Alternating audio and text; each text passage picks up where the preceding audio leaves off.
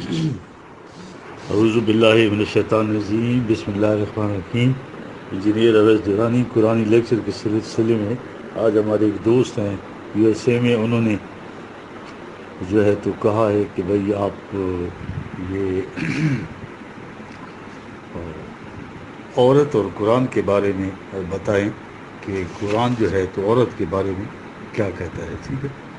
تو اس سے پہلے اگر ہم وہ لمبا ہو جائے گا سلسلہ، یہ ہندوؤں کے ہاں، عیسائیوں کے ہاں، یہودیوں کے ہاں، یہ اگر آپ دیکھیں، ٹھیک ہے نا جی، کہ عورت کی حیثیت کیا تھی، ٹھیک، ربانیت میں بڑا گھناؤنا تصور عیسائیوں کے ہیں کہ عورت جو ہے تمام گناہوں کا سرچشمہ ہے، ٹھیک ہے، اور عورت نے ہی آدم کو جنت سے نکالا تھا، دیکھ رہے ہیں۔ اب یہ اسی طرح اگر آپ ہمارے ہاں دیکھیں تو یہ ساری جتنی بھی ببلیکل روایات ہیں وہ ساری جو ہے تو انہوں نے جو ہے ڈال دی ہیں عورت کے کھاتے میں، یہ وہ چیزیں ہیں۔ تو اگر آپ ہندوؤں میں دیکھیں، یہودیوں میں دیکھیں تو بڑی گھناؤنی پکچر ہے، ٹھیک ہے جی، دیکھ رہے ہیں۔ اب یہ تو لمبا ہو جائے گا سلسلہ، میں صرف قرآن پہ آؤں گا اور اپنے مطلب کی بات کروں گا، ٹھیک ہے جی۔ ہاں،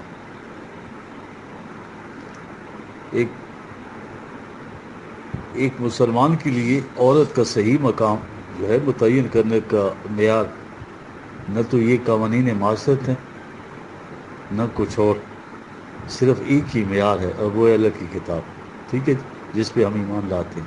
قرآن نے عورت کو کون سا مقام دیا ہے، اس کی تو تفاصیل بہت زیادہ ہیں، اس پہ کئی لیکچر ہو سکتے ہیں، لیکن علامہ اقبال کے مطابق اگر میں مسلمان نہ ہوتا اور قرآن کا ویسے ہی مطالعہ کرتا، یہ اقبال نے کہا ہے، تو اس نتیجے پر پہنچتا کہ کتاب کسی عورت کی تصنیف ہے جس نے مرد سے اپنی صنف کے غصب کردہ حقوق کا بدلہ لیا ہے۔ اس میں کوئی شبہ نہیں، جب ایک طرف یہ دیکھا جائے کہ دنیا کے جتنے بھی مذاہب ہیں اور تہذیب ہیں اس میں عورت کو کن پستوں میں دھکیلا گیا، دوسری طرف آپ قرآن میں دیکھیں تو ایسا معلوم ہوتا ہے گویا اس میں عورت کی جو ہے طرفداری کی گئی، ٹھیک۔ سب سے پہلے تو اس غلط تصور کی تردید کی گئی ہے کہ اللہ نے پہلے آدم کو پیدا کیا، پھر اس کی پسلی سے ہوا کو نکالا، ٹھیک ہے۔ قرآن کی روح سے تصور غلط ہے، انسانی پیدائش کا سلسلہ کسی خاص جوڑے سے شروع ہوا تھا، ٹھیک ہے۔ قرآن میں آدم سے مراد نوع انسانی کے نمائندے کی حیثیت ہے۔ یہ جو ایولیوشن کا نظریہ ہے، اس میں جو لائف سیل ہے اس سے ابتدا ہوتی ہے زندگی کی، اور قرآن کہتا ہے کہ دو حصوں میں یہ تقسیم ہو جاتا ہے، ایک اوم یعنی مادہ کا خلیہ اور دوسرا جو ہے سپرماٹازوم، ٹھیک ہے، یعنی نر کا خلیہ۔ قرآن میں بھی یہی آئے، ٹھیک ہے۔ اب یہ ہے نا والذی خلقکم من نفس واحد، اللہ وہ ہے جیسے تم ایک جرثومہ حیات سے پیدا کیا، وخلق منہا زوجہا، اور اس جرثومہ حیات سے اس کا جوڑا بنا دیا، یعنی وہ جرثومہ حیات دو حصوں میں تقسیم ہو گیا، پھر ان دونوں خلیق کے امتزاج سے مرد اور عورتوں کی بڑی تعداد دنیا میں پھیلا دی، بسا منہما رجالا کثیرا ونساء، یہ سورہ نساء کی پہلی آیت ہے۔ اس سے دیکھ لیا کہ قرآن کی روح سے مرد اور عورت میں پیدائش کے اعتبار سے ایک دوسرے پر کوئی فضیلت یا سبقت حاصل نہیں، دونوں کا سرچشمہ حیات ایک ہے اور دونوں ایک ہی اصل کی دو شاخیں، ٹھیک ہے۔ زوج کہا ہے قرآن نے، ٹھیک ہے، جعلکم من انفسکم ازواجا، یہ دیکھیں یہ 30/21 اور 42/11 یہ دو ہیں۔ یہ ہمارے ہاں تو صرف عورت کو مرد کی زوجہ کہتے ہیں نا، مرد کو عورت کا زوج نہیں کہتے۔ قرآن میں عورت کو مرد کی زوج اور مرد کو عورت کا زوج کہا گیا، یعنی ایک دوسرے کے رفیق سفر، زوج سے مراد ہی ہے، ٹھیک ہے، رفیق اور ساتھی، یہ ہے، یعنی کمپلیمنٹری ٹو ایچ ادر، اس مرد کی تکمیل عورت سے اور عورت کی تکمیل مرد سے، یہ زوج کا مطلب ہے، ٹھیک ہے۔ بعدکم من بعد، یعنی تم ایک دوسرے میں سے ہو، دیکھ رہے ہیں آپ، اس لیے کہ تم میں سے کوئی بھی اکیلا مکمل نہیں ہو سکتا تھا۔ قرآن نے پھر اس عقیدے کی تردید کی ہے کہ بھائی وہ جنت پہ آدم کی لفظ کا جو رسپانسبل تھا وہ عورت، یہ عقیدہ ابلیس نے عورت کو اپنے پھندے میں پھنسایا، پھر عورت نے آدم کو بہکایا، جس کی وجہ سے وہ گناہوں کا مرتکب ہوا اور جنت سے نکالا گیا، ٹھیک ہے جی۔ یہ ہے، یہ آیت ہے نا 2/36 سورہ بقرہ کی، فَأَزَلَّهُمَا الشَّيْطَانُ عنہا مطلب جنت سے، ازلہما، ہما مطلب دونوں کے لیے تسمیہ کا صیغہ ہے، دونوں کو دیکھ رہے ہیں آپ، یعنی دونوں میں یکساں طور پر قانون کی پابندی اور قانون شکنی کی صلاحیت موجود ہے، غلط فیصلوں کا امکان دونوں میں ہے، دونوں لفظ کھا سکتے ہیں۔ اس لیے یہ کہنا کہ جو ہے دنیا میں گناہ کی ذمہ داری عورت پر ہے اور مرد معصوم ہے، یہ غلط ہے۔ وَلَقَدْ كَرَمْنَا بَنِي آدَم، دیکھ رہے اب قرآن کیا کہہ رہا ہے، یہ ایک آیت ہے نا، اب اس میں بنی آدم میں دونوں آ جاتے ہیں، 17/70 واجب التکریم ہے، اس سے مراد سے مرد نہیں، مرد اور عورت دونوں۔ عربی کا قاعدہ یہ کہ جب مرد اور عورت دونوں کا مشترکہ ذکر ہو تو بنو فلاں کہتے ہیں، ٹھیک ہے نا۔ قرآن میں بنی اسرائیل سے مراد قوم بنی اسرائیل، کہ صرف مرد ہی نہیں، مرد اور عورت سب ہیں گا، یہ یاد رکھیں۔ جب قرآن نے کہا ہم نے انسان کو فی احسن تقویم 95/4 پیدا کیا ہے، یعنی ہوشیارانہ توازن کو لیے ہوئے تاکہ وہ اس حد تک پہنچ جائے، پوٹینشیلٹی رکھ دی ہے احسن تقویم کی، تو اس میں مرد اور عورت دونوں شامل ہیں۔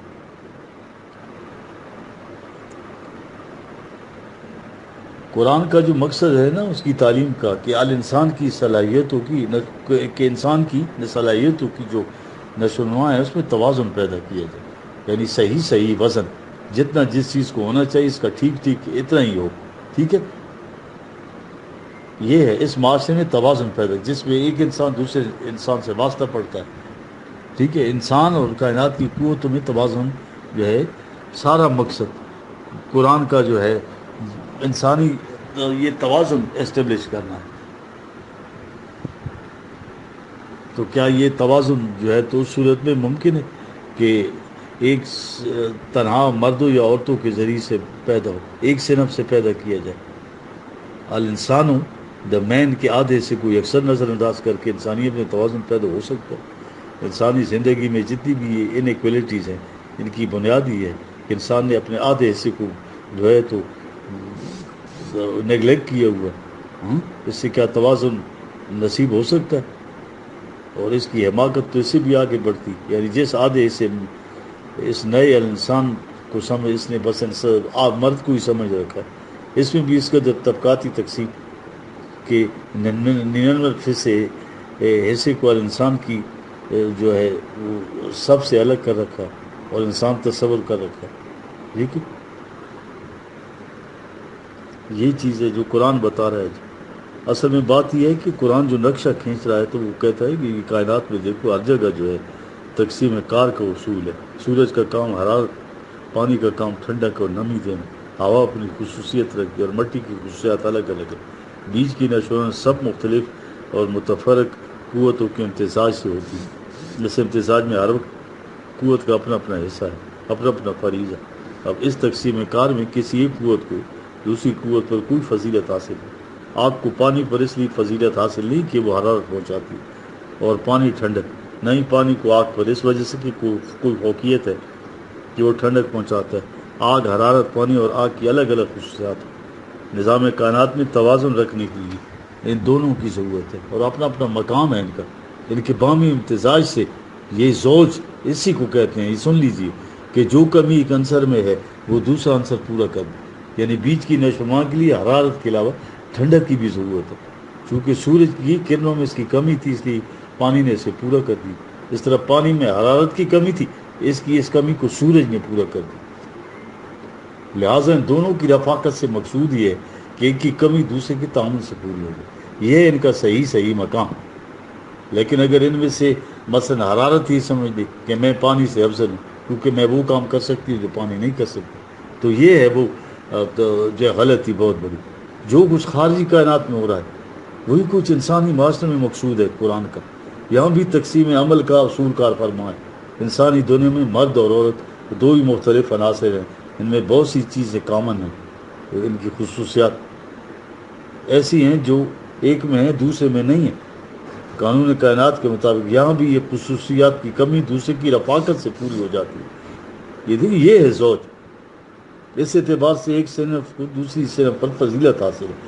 فضل اللہ بہی بعضکم علی بعض 4/32۔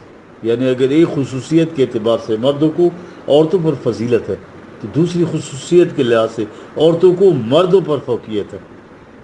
ان میں سے کسی ایک صنف کا یہ سمجھ لینا کہ چونکہ مجھ میں یہ خصوصیت ہے جو صنف مقابل میں نہیں اس لیے میں اس سے افضل ہوں، یہ بہت بڑی غلطی ہے. صحیح زاویہ نگاہ کیا ہونا چاہیے قرآن کے لحاظ سے؟ ٹھیک ہے کہ مجھ میں ایک ایسی کمی ہے جو صنف مقابل کی رفاقت سے پوری ہو سکتی ہے، یعنی میری تکمیل کے لیے اس کی رفاقت تزویج ضروری ہے. اس لیے میں اسے افضل نہیں ہوں بلکہ اب کی تکمیل کے لیے اس کی زوجیت یعنی رفاقت کا محتاج ہوں. اسی بنا پر قرآن نے مرد اور عورت کے باہمی تعلق کی نسبت فرمایا جعل بینکم مودۃ و رحمہ. دیکھیں 30/21 اللہ نے تمہیں باہمی مدد اور رحمت، اس میں مدد اور رحمت دیکھ رہے ہیں. مدد کے معنی تو کشش اور محبت ودا، یعنی وہ دو سلیٹیں جب آپس میں ایسی ملیں کہ جدا نہ ہو سکے، ٹھیک ہے، ایک دوسرے کی تقویت کا باعث بن جائے.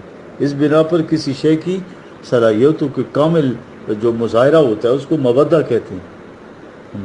مرد اور عورت کس طرح باہمگیر پیوست ہو جانے کی قرآن نے دوسری جگہ ان کو لباس سے تشبیہ دی ہے.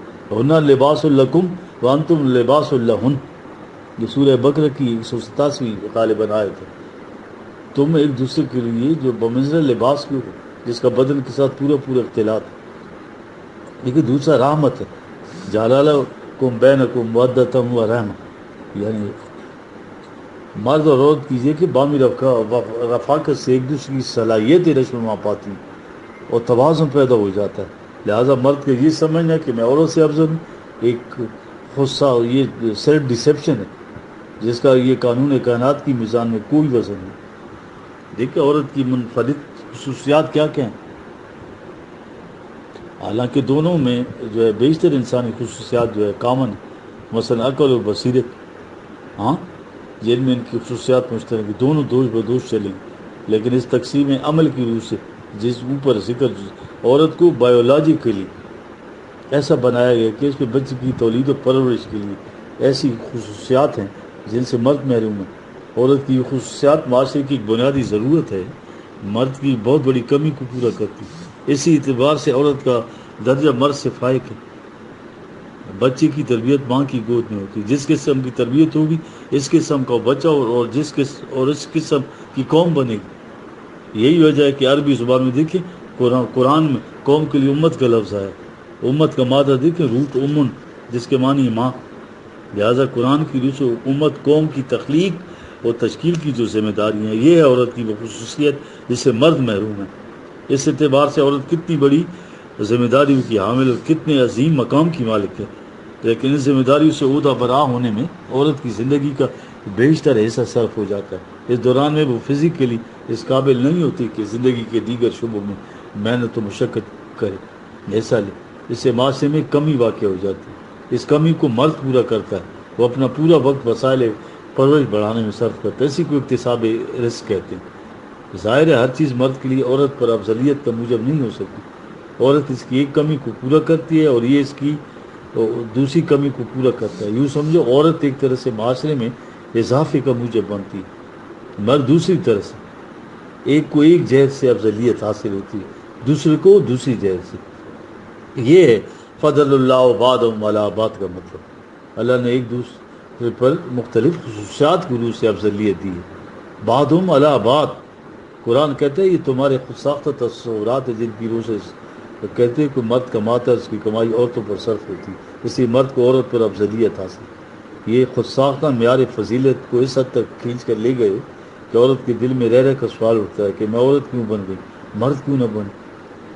جس معاشرے کا تصور قرآن پیش کرتا ہے اس میں کبھی عورت کے دل میں اس قسم کا خیال پیدا ہی نہیں سکتا. اس لیے کہا فلا تتمنوا ما فضل اللہ بہ بعضکم علی بعض. ٹھیک ہے، اللہ نے جو خصوصیات تم ایک دیے ہیں وہ ایسی باعث امتیاز ہرگز نہیں کی ان کی بنا پر صرف مقابل آرزو کرنے لگ جائے کہ مجھے دوسری صنف کی خصوصیات کیوں دی گئی. دیکھ رہے ہیں بہت زبردست آیت ہے یہ 4/32. مرد اور عورت کے میدان الگ الگ ہے، اس اعتبار سے ان کی خصوصیات میں اختلاف ہے. اب سوال یہ ہے کہ وہ دونوں اپنے جو فیلڈز ہیں ان میں اپنے فرائض کو پوری محنت اور حسن و خوبی سے سر انجام دیتے ہیں یا نہیں. اپنے اپنے میدان میں جس قدر صحیح و عمل کرے گا اس کے مطابق معاشرے کی خوشگواری میں اس کا حصہ ہوگا. دیکھ رہے ہیں للرجال نصیب مما مکتسبوا وللنساء نصیب مما اکتسبن 4/32. ٹھیک ہے. اس میں تمہاری سوی عمل کی زیادہ سے زیادہ صلاحیت اور توفیق یہ آگے ہے نا یہ وصل اللہ من فضلہ. جی کہ تم یہ آرزو کیا کرو کہ جو میدان ہے اس میں تمہیں صحیح عمل کی زیادہ سے زیادہ صلاحیت اور توفیق نصیب ہو جائے. اور للرجال نصیب مما مکتسبوا. جی جو جتنی وہ محنت کرے گی اس کے مطابق معاشرے کی خوشگواریوں میں اس کا حصہ ہوگا. ٹھیک ہے. وللنساء نصیب مما اکتسبوا. وہ ٹھیک ہے مشترکہ صلاحیت ہیں. جی لکھ رہے ہیں جی تقسیم عمل کے اس فرق کو چھوڑ کر ٹھیک ہے باقی انسانی صلاحیتیں تمام دیکھیے قرآن نے گنا دی ہیں خصوصی طور پر ایک آیت میں یہ 33/35 میں. جی ٹھیک ہے. سورہ احزاب میں دیکھیں ان المسلمین والمسلمات والمؤمنین والمؤمنات والقانتین والقانتات والصادقین والصادقات والصابرین والصابرات والخاشعین والخاشعات والمتصدقین والمتصدقات والصائمین والصائمات والحافظین فروجہم والحافظات والذاکرین اللہ کثیرا والذاکرات اعد اللہ لہم مغفرۃ واجر عظیم. دیکھیے اگر مردوں میں صلاحیت ہے کہ وہ قانون خداوندی کی اطاعت سے اپنی تکمیل ذات کر سکے تو عورتوں میں بھی اس کی صلاحیت ہے. المسلمون والمسلمات یہ ہے یہ تکمیل ذات جس سے مراد ہے. ٹھیک ہے. المسلمین والمسلمات اگر مرد اس پارٹی جماعت کے رکن بن سکتے ہیں جو اللہ کے قانون کے اٹل نتائج پر یقین رکھتے ہیں امن عالم کی ذمہ دار ہیں تو عورتیں بھی اس جماعت کی اس طرح رکن ہو سکتی ہیں. یہ مراد ہے المومنین المومنات سے. اگر مردوں میں صلاحیت ہے کہ اپنی استعداد کو اس طرح سنبھال کر رکھیں کہ ان کا استعمال صرف اللہ کے قانون کے مطابق ہو تو یہی صلاحیت عورتوں میں بھی ہے. والقانتین والقانتات کا بھی یہ ترجمہ ہے. اگر مرد اپنے دعوے ایمان کو سچا کر دکھانے کے اہل ہیں تو عورتیں بھی اس کی اہل. وصادقین وصادقات اگر مرد ثابت قدم رہ سکتے ہیں تو عورتیں بھی. وصابرین وصابرات اگر مرد اس خصوصیت کے حامل ہیں کہ جو ان کی صلاحیتیں بڑھتی جائیں وہ قانون خداوندی کی اطاعت میں جھکتے چلے جائیں تو یہ خصوصیت عورتوں میں بھی ہے.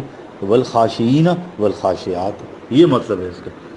اگر مردوں میں ایثار کا مادہ ہے تو عورتوں میں بھی ہے. والمتصدقین والمتصدقات اگر مرد اپنے آپ پہ کنٹرول رکھ سکتے ہیں جہاں سے روکا جائے تو وہ رک جائیں تو عورتوں میں بھی صلاحیت ہے یار. وصائمین وصائمات اگر مرد اپنے جنسی میلانات کو ضوابط کی پابندی میں رکھ سکتے ہیں تو عورتیں بھی ہیں. والحافظین فروجہم والحافظات اگر دیکھیں مرد قانون خداوندی کو شعوری طور پر سمجھنے اور اسے ہر وقت پیش نظر رکھنے کے اہل ہیں تو عورتوں میں بھی کمی اہلیت ہے. وذاکرین اللہ کثیرا وذاکرات جب یہ صلاحیتیں دونوں میں ہیں تو ان کے نتائج بھی دونوں کے لیے یکساں طور پر ہونے چاہیے نا. لہذا نظام خداوندی میں دونوں کے لیے حفاظت کا سامان اور اجر عظیم موجود ہے. اعد اللہ لہم المغفرۃ واجر عظیم یہ مطلب ہے. دیکھ رہے زندگی کا کون سا گوشہ ہے جس کے متعلق یہ کہا گیا کہ مرد میں تو اس کی صلاحیت ہے اور عورت نہیں ہے. مرد یہ کر سکتا ہے اور عورت نہیں کر سکتی. دیکھ مرد یہ بن سکتا ہے عورت نہیں بن سکتی. قرآن نے واضح الفاظ میں کہہ دیا کہ مرد اور عورت دونوں کی صلاحیت بخش اعمال نتیجہ خیز ہوں گے اور دونوں دوش بدوش جنت میں داخل ہوں گے اور یہاں حکومت میں بھی شریک ہوں گے. اسلامی حکومت میں دونوں ایک دوسرے کے ولی ہیں اولیاء ہیں. قرآن میں ہے یہ بات یار. گھر کی جنت میں معاشرے کی جنت میں پھر اس زندگی سے متصل اگلی جنت میں دیکھیں وَيَعْمَلْ مِنَ الصَّالِحَاتِ مِنْ ذَكَرٍ أَوْ أُنْثَىٰ وَهُوَ مُؤْمِنٌ فَأُولَٰئِكَ يَدْخُلُونَ الْجَنَّةَ وَلَا يُظْلَمُونَ نَقِيرًا. دیکھ رہے ہیں 4/14 ان میں سے کسی کے کام کا نتیجہ ضائع نہیں. وَلَا أُضِيعُ عَمَلَ عَامِلٍ مِّنكُم مِّن ذَكَرٍ أَوْ أُنثَىٰ 3/105. دیکھ رہے ہیں آپ یہ ہے چیز. دیکھیں ان صلاحیتوں کی نشوونما اور ان کا صحیح مصرف جو ہے یہ مقصود حیات ہے. لہٰذا اس باب میں مردوں اور عورتوں میں کسی قسم کا فرق نہیں. دونوں جنت میں داخل ہونے کے اہل ہیں. اس لیے ان میں سے کسی صنف کو دوسری صنف پر کوئی وجہ امتیاز نہیں. البتہ تقسیم کار کے جو کائناتی اصول کی بنا پر بعض فریضے ہیں جنہیں صرف عورت ہی سر انجام دے سکتی ہے، اس اعتبار سے عورت معاشرے میں مرد کی بہت بڑی کمی کو پوری کرتی ہے۔ عورت نہ ہو تو یار یہ کیسے یہ جو ہے تو ابھی تک پروکریشن کیسے ہوتی؟ لیکن عورت کی زندگی کا ایک حصہ یعنی فرائض کی سر انجام دہی میں صرف ہو جاتا ہے، اور وہ طبی طور پر اکتساب رزق کے کاموں میں حصہ نہیں لے سکتی۔ معاشرے کی اس کمی کو مرد پورا کرتا ہے، لیکن جس طرح عورت مرد پر یہ احسان نہیں رکھ سکتی کہ ان فرائض کو سر انجام دیتی ہے جن کی سر دہی کے لیے ممکن نہیں مرد کے لیے، اس طرح مرد بھی عورت پر یہ کہہ کر حکم نہیں جما سکتا کہ وہ کماتا ہے۔ یہ الفاظ اور عورت اپنی زندگی کے بیشتر حصے میں کمانے سے معذور رہتی ہے۔ تیسری چیز یہ ہے کہ معاشرے کا توازن اس صورت میں قائم رہ سکتا ہے کہ کائنات کی روح سے جو فریضہ اس کے سپرد کیا گیا ہے وہ نہایت حسن و خوبی سے سر انجام ہے، ٹھیک ہے۔ اس اعتبار سے کاروبار زندگی کے دو دوائر ہو گئے، ایک وہ جس کے فرائض صرف عورت سر انجام دے سکتی ہے، دوسرا وہ جس میں مرد اور عورت دونوں مشترکہ طور پر شریک ہو سکتے ہیں۔ اب چوتھی، جس طرح یہ غلط ہے کہ عورت ان فرائض کو سر انجام نہ دی جن کی خصوصیت صرف ایکسکلوسیولی اس کے حصے میں آئی، اس طرح یہ بھی غلط ہے کہ اگر اسی دائرے کے اندر محبوس کر دیا جائے اور مشترکہ دائرے میں آنے کی اجازت نہ دی جائے، ان دونوں صورتوں میں معاشرے کا نظام بگڑ جائے گا۔ دیکھ رہے ہیں اب وہ آئیے نا، مرد عورتوں پر حاکم ہے، یہ غلط قسم کی ترجمے انہوں نے کی ہوئی، ٹھیک ہے۔ یہ سورہ نساء کی یہ 34ویں آیت ہے۔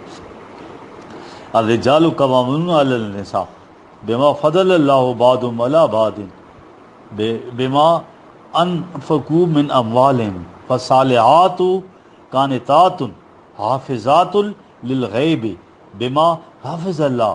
یا ذرا غور سے سننا جی، ہاں، حافظات للغیب بما حفظ اللہ واللتی تخافون نشوزہن فعیزوہن واہجروہن فی المضاجع واضربوہن فإن آتاناکم فلا تبغوا علیہن سبیلا ان اللہ کان، ٹھیک ہے، ان اللہ کان علیہ کبیرہ، ٹھیک ہے۔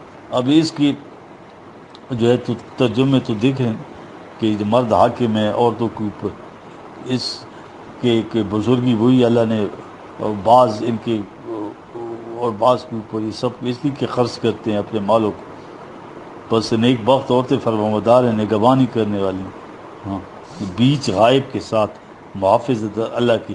جو عورتوں کی تم ڈرتے ہو چڑھائی ان کی ہے، پس نصیحت کرو ان کو، چھوڑو ان کو بیچ خوابگاہوں کے، اور مارو ان کو، پس اگر کہا نہ مانے تمہارا پس مت ڈھونڈے ان پر ان کی رات حقیقت۔ یہ شاہ رفیع الدین کا میں پڑھ رہا ہوں، سارے اسی طرح کے تراجم ہیں۔ یہ چونکہ مرد کماتے ہیں اور عورتوں پر اپنا روپیہ صرف کرتے ہیں، اس لیے عورتوں پر حاکم۔ عورت کا کام یہ کہ مرد کی فرمانبردار ہے، اگر اس فرمانبرداری میں کوئی فرق آ جائے تو مرد کو یہ بھی حقا سے لے کے سے مارے پیٹ۔ یہ عورت کی پوزیشن جو ہمارے ہاں ترجموں سے کیا جاتا ہے۔ دیکھیں اب یہ ترجمے جو ہے آپ کو پتہ ہے کیوں صحیح نہیں ہوتا، مجھے کہنے کی ضرورت ہی نہیں، بڑی لمبی کہانی ہے، ہم سب یہ پڑھ چکے ہیں، یہ ہماری روایات اور یہ جتنی بھی چیزیں ہیں ساری، کچھ تو ایسی غلط انہوں نے کیا اور کچھ سازش کا عنصر بھی اس میں 90%، ٹھیک ہے۔ یہ چیزیں ہیں جو انسان کیا کہے ان کے بارے میں، کچھ کہا ہی نہیں جا سکتا، ٹھیک ہے۔ اب آیت کا جو ہے صحیح مفہوم اس پہ ہم آئیں گے جی۔ اب یہ یاد رکھو کہ یہ جو ہے نا الرجال قوامون علی النساء والی آیت جو ہے، ٹھیک ہے نا، یہ دیکھیں یہ میاں بیوی کے متعلق بات نہیں ہو رہی ہے یار، الرجال عام مردوں کی، النساء عام عورتوں کی۔ یہ اصل میں سوسائٹی میں مردوں اور عورتوں کے جو فرائض مفوضہ ہیں تفویض کیے ہوئے، یہ ان کے بارے میں بات ہو رہی ہے، ٹھیک ہے۔ عورتیں جو ہے اپنے خصوصی فرائض کی سر انجام دہی کی وجہ سے یہ دیکھیں اکتساب رزق سے معذور ہو جاتی ہیں، اس کے برعکس مردوں کا سارا وقت اس کے لیے فارغ ہوتا ہے۔ لہٰذا قرآن نے تقسیم کار کی اصول کے مطابق مردوں کا فریضہ یہ بتایا، وہ قوامون علی النساء۔ دیکھیں کام الرجل المرأہ، دیکھیں اس کے معنی، دیکھیں اس نے روزی مہیا کی، کاما علیہ کے معنی ہے یعنی اس کی روزی مہیا کرنے والا، ٹھیک ہے۔ الرجال قوامون علی النساء، یعنی معاشرے میں مردوں کی ذمہ فریضہ ہے کہ وہ عورتوں کو کھڑا کریں اپنے پاؤں پر. اب اس میں ساری چیز آ گئی, سامان عزیز بھی آ گیا, اس میں زندگی کی ضروریات, تعلیم بھی آ گئی, تربیت بھی آ گئی, ٹھیک ہے, علاج, معالجہ, سب کچھ.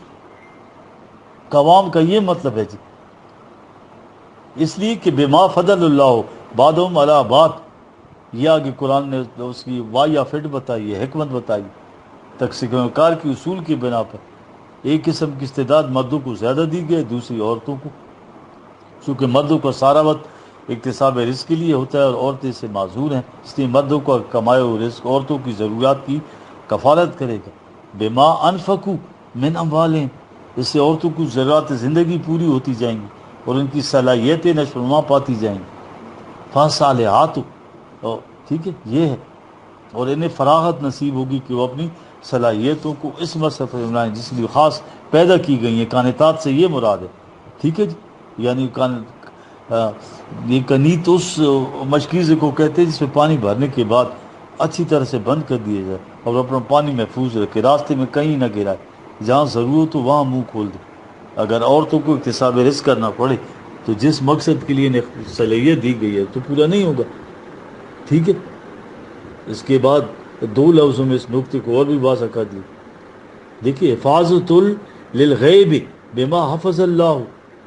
دیکھیے, حفاظت للغیب یعنی جب اللہ کے قانون نے اس طرح ان کی حفاظت کا سامان وہ پہنچایا تاکہ انہیں اطمینان اور فرصت مل گئی کہ اس چیز کی حفاظت کر سکے. غیب جو بچہ جو پوشیدہ طور پر ان کی سپورٹ کی گئی ہے, جنین کی حفاظت. دیکھ رہے ہیں اس آیت کا مطلب آگے بتا دیا ہے قرآن. دیکھ رہے ہیں قرآن عورتوں کے خصوصی فرائض اور ان سے امور کا ایسے سنجیدہ, یہ اشتہاروں میں ذکر ہے سارا, جس طرح ایک باپ اپنی بیٹی سے بھی بلا تعمل بیان کر سکتا ہے. دیکھ رہے ہیں آپ, یہ ہمارے مربع تراجم دیکھیں ان کی روح سے تو دیکھیں کہ مرد عورتوں پر حاکم اور ضرور ہیں کیونکہ ان پر مال خرچ کرتے ہیں. ان کے برعکس نیک بیویاں صالحات کا شیوہ یہ کہ کانتات ہوتی ہیں, غلط ترجمہ کانتات کا کرتے ہیں, اور مرد کی غرازی میں اپنی عصمت کی حفاظت کرتے ہیں. یعنی مردوں کا کام یہ کہ عورتوں پر حکومت کریں اور عورتوں کا کام یہ کہ مردوں کی فرمانبرداری کریں اور عصمت کی حفاظت. گویا صالحات اور کانتات اور حافظات ہونا صرف عورتوں کے لیے ہے یار. دیکھیں لوگوں کو یار, حالانکہ قرآن نے سورہ احزاب کی آیات دیکھیں نا, سب خصوصیات مردوں اور عورتوں میں نے پڑھی ہے, مشترکہ طور پر بیان کی گئی. اگر فرمانبردار ہونا عورت کے لیے ہے تو قرآن کی روح سے مرد کے لیے, لہٰذا یہ مفہوم کہ مرد کمانے اور حکومت کے لیے اور عورتیں مردوں کی فرمانبرداری کے لیے, یہ غلط ہے سراسر. مرد اور عورت کا باہمی تعلق رفاقت کا ہے یار, کمپینین شپ ہے, جو ایک دوسری کمیوں کو پورا کریں گے. اس میں ایک کی حکومت دوسرے کی فرمانبرداری کا سوال ہی نہیں ہے. یہ دونوں ایک دوسرے کے زوج ہیں اور قانون خداوندی کی اطاعت کرنے والے. اب آیت کا باقی حصہ لیجیے. واللتی تخافون نشوزہن فعیذوہن واہجروہن فی المضاجع واضربوہن. ٹھیک ہے, دیکھیں اب یہ ہماری تفسیروں میں تو یہ سارا بتایا ہے کہ بھائی میں اوپر ترجمہ کہ مرد کا کام عورت پر حکومت کرنا, عورت کا کام مرد کی فرمانبرداری. کہ اگر بیوی مرد کی فرمانبرداری نہ کرے تو ایسے پہلے سمجھائے بجائے, پھر اس سے باہمی تعلقات منقطع کرے, اس پر کام نہ چلے تو اسے پھر مارے. یہ ترجمہ ہے ٹریڈیشنل, ٹھیک ہوگی. یہ اصل میں بات میاں بیوی کے متعلق نہیں ہو رہی, عام مردوں اور عورتوں کی فرائض زندگی بتائیں قرآن. تقسیم عمل کے اصول کے مطابق مردوں کا فریضہ قرار دیا گیا کہ وہ اکتساب رزق کریں اور عورتیں رزق کی طرف سے مطمئن ہو جائیں کے بعد جو اس کے فرائض ہیں وہ اس کو بطریق آسن سر انجام دیں. اس کے بعد کہا گیا اگر عورتیں انتظامات کے باوجود ان کو روح سے اکتساب رزق کی طرف سے مطمئن ہو جاتی ہیں, معاشرے کے اس نظم و تقسیم کار کے اصول سے بلا عذر سرکشی اختیار کریں, جیسا کہ آج کل ویسٹ میں ہے نا, دیکھ جگہ جگہ وہاں طلاق ہوتی ہیں. تو معاشرے کی لیے ضروری ہے کہ وہ اس قسم کی انارکی کو روکیں. یہ گھر سے تو جنت شروع ہوتی ہے. اس لیے اگر عورتوں نے مرد بننے کے چاؤ میں بلا عذر اپنے فرائض کو چھوڑ دیا کہ بھائی وہ ہم تو بالکل وہ نسل انسانی کا سلسلہ ہی منقطع ہو جائے گا, ٹھیک ہے, پروکریشن سے انکار کر دیتی ہیں, ایبارشن کرواتی ہیں یا ایسا کچھ کرتی ہیں، تو یہ معاشرے سے کہا گیا ہے کہ پہلے اس قسم کی جو عورتیں ہیں، ساری تو نہیں ہوتی ایسی، سمجھانے کی کوشش انکریجیبل جو عورتیں ہیں کہ ان کی یہ روش معاشرے کے لیے کس قدر تباہی کا موجب ہے، ان کو بتائیں، اگر اس پر بھی وہ باز نہ آئے تو پھر انہیں ان کی خوابگاہوں میں چھوڑ دیا جائے۔ یہ دیکھیں ایک قسم کی پنشمنٹ ہے نظر بندی کی، اگر اس پر بھی سرکشی سے نہ رکھیں تو پھر انہیں عدالت کی جانب سے بدنی سزا ہوگی، یہ کہ جس کو کارپورل پنشمنٹ کہتے ہیں۔ ٹھیک، یہ دیکھ رہے ہیں آپ جی۔ اب یہ ایک دوسری چیز ساتھ ساتھ میں بیان کرتا جاؤں، پھر اس کا دوسرا حصہ بھی میں لے آؤں گا تاکہ عورت کے اوپر جو قرآن کے احکامات ہیں وہ جہاں تک میں سمجھاؤں تو آپ کو بھی گوش گزار کر سکوں جی۔ کہ اب وراثت میں دیکھیں نا، کہتے ہیں کہ قرآن میں ہے کہ ایک لڑکے کا حصہ 2 لڑکیوں کے برابر ہے، دیکھیے 4/11 آیت میں جو کہتا ہے۔ اصل میں قرآن کی روح سے ایسا معاشرہ اسٹیبلش ہوتا ہے جس میں اکتساب رزق کی جو رسپانسبلٹی ہے وہ مرد کے اوپر ہوتی ہے، کیونکہ ان فرائض و واجبات کی ادائیگی سے جو بنیادی طور پر عورت کی ذمہ ہے، عورت کو اتنی فرصت نہیں ہوتی کہ وہ اکتساب رزق کا بوجھ اٹھا سکے۔ اب ظاہر ہے کہ جس معاشرے میں اکتساب معاش کی ذمہ داری مرد کے سر پر ہو، اس میں معاشی اسباب کی تقسیم مرد کا حصہ یقیناً زیادہ ہونا چاہیے۔ یہ وجہ کہ ترکے میں لڑکے کا حصہ 2 لڑکیوں کے برابر رکھا گیا۔ لڑکیوں کے ذمہ نہ اپنے اخراجات کی کفالت ہوتی ہے نہ اپنے خاندان کے رزق کی کفالت۔ اس کے برعکس لڑکے نے اپنے لیے بھی اکتساب رزق کرنا ہے، اور اپنے بیوی بچوں کے لیے بھی، اور ماں باپ اور کوئی اگر بہن بھائی ہیں تو ان کے لیے بھی، اس لیے اسے زیادہ حصہ ملنا چاہیے۔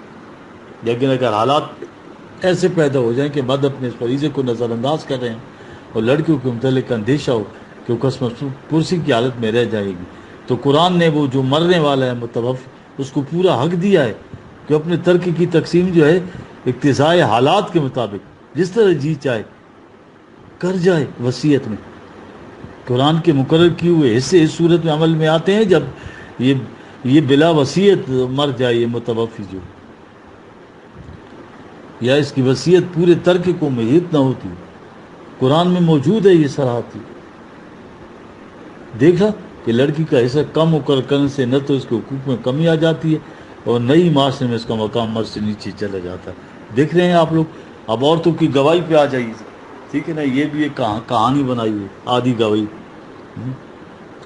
اب یہ شہادت کے متعلق سورہ بقرہ یہ 282 آیت ہے کہ جب تم آپس میں قرضے کا معاملہ کرو تو اسے ضبط تحریر میں لیا، اس پر 2 مرد بطور گواہ بلا لیا کر۔ اس سے آگے ہے فَإِن لَمْ یکون رجلین ورجل وامرأتان، ٹھیک ہے، اگر 2 مرد ہوں تو پھر 1 مرد اور 2 عورتوں کو بطور گواہ۔ 2 عورتیں کیوں؟ اس کی علت قرآن نے واضح فٹ بتا دی ہے۔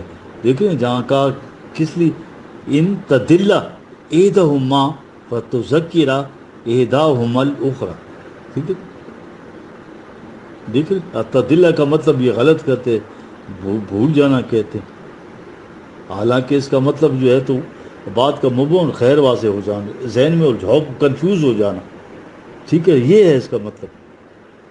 اب اس آیت کی طرف آئیے، کیوں ضروری قرآن نے 1 مرد میں 2 عورتیں، عورتوں کے متعلق اس لیے کہ ان میں سے ایک کو کچھ الجھاؤ سا پیدا ہو جائے تو دوسرے سے یاد دلا دے، اور ان سے یہ نتیجہ نکالا جاتا ہے کہ قرآن کے نزدیک عورتیں مردوں کو کم قابل اعتماد، ان میں ذہنی صلاحیت کم ہوتی ہے۔ قرآن نے شہادت میں مردوں کے لیے بھی 2 کی شرط عائد کی ہے کہ ایسے یہ نتیجہ نکالا جائے کہ قرآن مردوں کو بھی قابل اعتماد نہیں سمجھتا، اس لیے ایک کو کافی نہیں سمجھا گیا، ایک کے ساتھ دوسرے کی شہادت بھی ضروری ہے۔ لیکن ظاہر ہے کہ قرآن کا مقصود یہ نہیں کہ ایک مرد قابل اعتماد نہیں ہوتا، اس کا مقصد یہ ہے کہ ایک کے بیان میں اگر کوئی کمزوری رہ جائے تو دوسرا اس کی کمی پوری کرے۔ اس سے ایک امکانی احتمال کی قانونی روک تھا۔ مقصود یہ ہے کہ مردوں کو یہ فتویٰ دینا کہ مقصود نہیں کہ مرد قابل اعتماد نہیں، اس لیے ان میں سے کسی ایک تنہا کی شہادت پر بھروسہ نہیں کرنا چاہیے، یعنی مقصود شہادت کی جو ہے پختہ کرنا ہے، نہ کہ مردوں کے ناقابل اعتماد ہونے کا اعلان ہے۔ دیکھ رہے ہیں جی۔ اب سوال یہ ہے کہ یہ جو ہے قرآن نے بالخصوص عورتوں کے متعلق کیوں کہا ہے؟ اگر ان میں سے ایک کو کچھ اشتباہ ہو جائے، کچھ گھبراہٹ سی ہو جائے تو دوسری عورت بات صاف کر۔ ظاہر اس تقسیم فرائض کی روح سے ٹھیک ہے، عورتوں کے لیے اولاد کی پرورش تربیت کا فریضہ، مردوں کے ذمہ اکتساب رزق، یہ ضروری تھا کہ مردوں اور عورتوں کی جو بایولوجیکل جو کانسٹیٹیوشن ہے، ٹھیک ہے، میں فرق ہوتا، ان دونوں میں یہ فرق جو ہے ہوتا ہے، نفسیاتی اور سائیکولوجیکل بھی ہوتا ہے، اس لیے مرد اور عورت میں اس حد تک نفسیاتی فرق بھی ضروری تھا۔ اسی نفسیاتی فرق کا ایک نتیجہ یہ واضح کہ مرد اکتساب رزق کے بعد مطمئن ہو جاتا ہے کہ اولاد کی پرورش سے متعلق اپنے فرائض سے سبکدوش ہو گیا، لیکن عورت اولاد کی پرورش کے لیے اپنا سب کچھ قربان کر دیتی ہے، اس پر بھی مطمئن نہ کی، اس کا جی چاہتا ہے اپنے خون کا آخری قطرہ تک بھی بچے کے اندر اونڈیل دے، یا اگر اس کا بس ہو تو اپنا سینہ چیر کر بچے کو دل کے اندر سمو لے۔ وہ بچے کو چھاتی سے لگا کر جس زور سے بھیجتی ہے، لاشعوری طور پر اس جذبے کا اظہار ہوتا ہے۔ کبھی غور کرو اس بات کہ دنیا کی ہر عورت بچے کو بائیں طرف گود میں اٹھاتی ہے، کیوں؟ وہ اسے اپنے دل کے ساتھ چپکائے رکھنا چاہتی ہے، دل بائیں طرف ہوتا ہے۔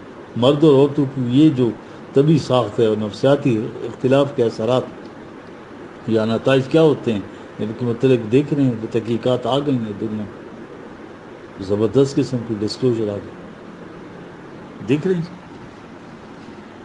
اس طرح کی اور بھی کئی باتیں ہیں نا جی، دیکھیں اگر یہ تحقیقات دیکھیں نا صحیح ہیں، ایک آدھ تحقیق جو ہے یہ ایک ہیومن ریلیشن شپ ایک کتاب ہے جی، ایک ان کی ڈاکٹر